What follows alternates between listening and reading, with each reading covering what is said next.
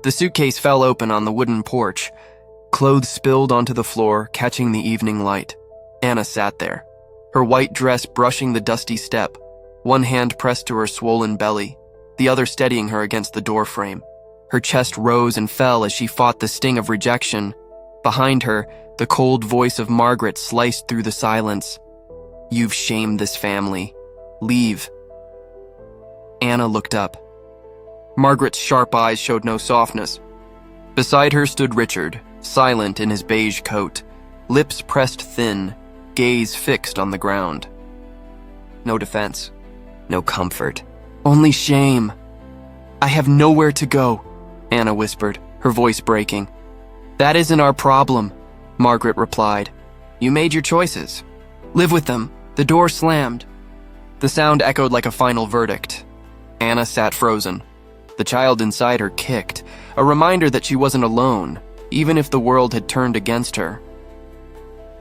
Her mind replayed the night it all began, the stranger she had met under the streetlight. He had carried a heaviness in his eyes, but his voice had been kind. She remembered his warmth, the way he listened when no one else cared. He left without a name, and months later, the truth of that night grew inside her. Now here she was, disowned, alone, pregnant. She clutched her stomach tighter, whispering to her unborn child, "I'll protect you, even if I have nothing." Her legs trembled as she stood. The road stretched ahead, empty except for the distant hum of cars. She pulled her suitcase behind her and began to walk. Hours blurred into one another. The town lights faded, replaced by shadows of trees swaying under the night sky. Each step was heavy, each breath shorter. Hunger gnawed at her, but fear kept her moving. A pair of headlights appeared in the distance. A sleek black car slowed as it approached. The tinted window rolled down. A man in a perfectly tailored black suit leaned forward, his eyes, sharp yet steady, fixed on her. "Do you need help?" he asked, his voice calm but commanding. Anna froze. The memory of the stranger's voice flashed in her mind. "Could it be him? I have nowhere to go," she managed.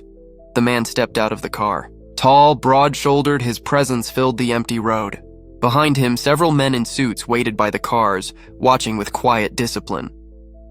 Whoever he wasn't ordinary. He looked at her suitcase, at her bare feet, at the way she held her stomach. Something shifted in his expression, something unreadable. "Get in," he said, not as an order, but as an invitation. Anna hesitated. Trust had betrayed her once before.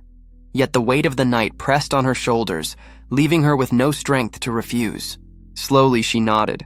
One of his men rushed forward, taking her suitcase. The man himself opened the car door for her. His movements were precise, almost rehearsed, yet his eyes lingered on her with a flicker of concern. She slid into the leather seat. The scent of the car was crisp, foreign. She sank back, exhaustion threatening to pull her under. As the car began to move, she dared to ask, "Who are you?" The man's gaze remained fixed on the road ahead. His jaw tightened before he answered. "Alexander Reed," the name struck like lightning. Every local newspaper carried it. The mysterious CEO, the youngest to build an empire of finance and power. A man whispered about in every boardroom, admired yet feared. Anna's heart pounded. The stranger who had stopped for her wasn't just anyone. He was the man the city revolved around. Alexander glanced at her, his tone softer now. "You're safe." For the first time that day, Anna let her eyes close. Safe. She wanted to believe it. But deep down, she knew safety was never permanent. Especially when the man beside her held the power to change everything. The car moved silently through the city. Streetlights slid across the windows, casting brief flashes over Anna's tired face.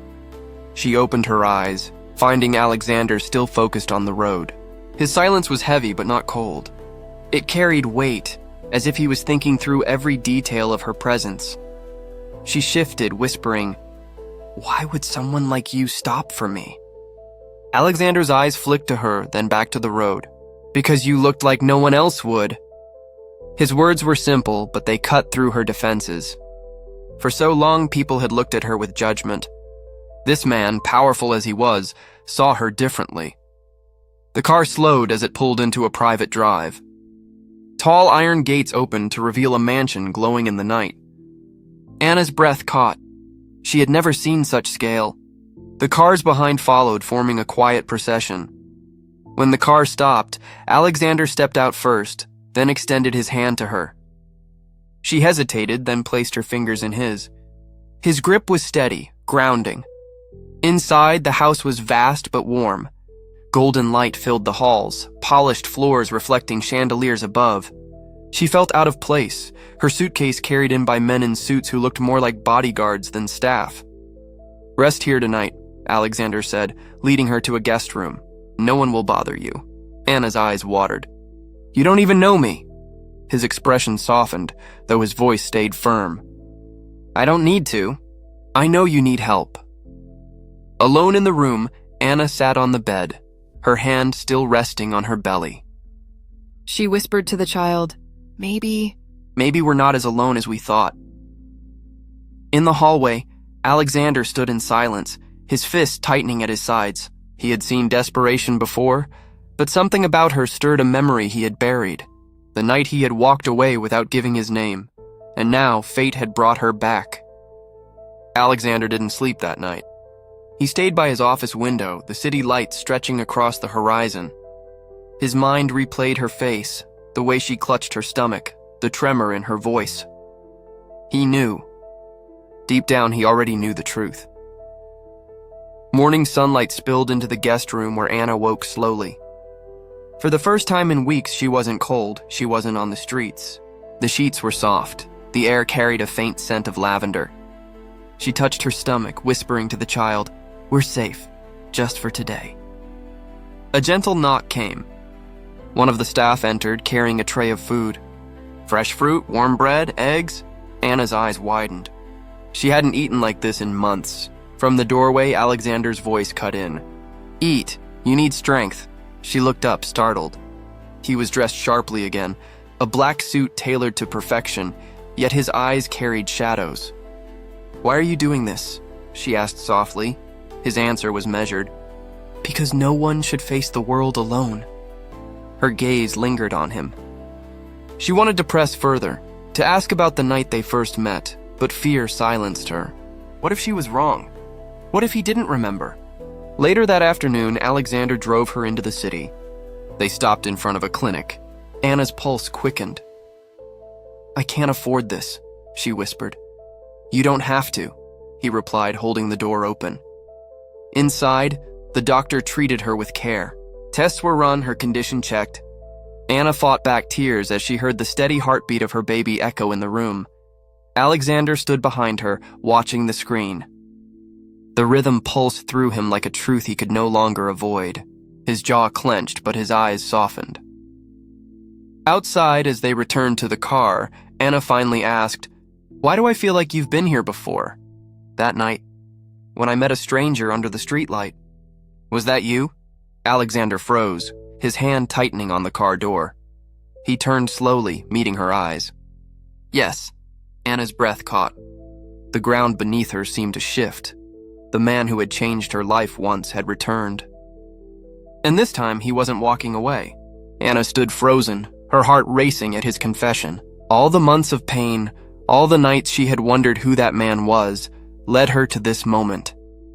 "You left," she whispered, her voice trembling. "You didn't even tell me your name." Alexander's face hardened with regret. "I thought I was protecting you. That night I was a man running from enemies, from shadows of power and money. I didn't think I'd see you again." Her hands gripped her stomach, her voice breaking. "And yet I've lived every day carrying the memory of you." He stepped closer, his tone firm but raw. "And I've lived every day trying to forget what I couldn't have. But fate didn't let me forget. It brought you back to me." Silence hung heavy between them, broken only by the hum of cars passing on the street. Anna searched his eyes. She didn't see the ruthless CEO the world feared. She saw the man who had once looked at her under a streetlight with quiet kindness. "What do you want from me now?" she asked. His reply was steady.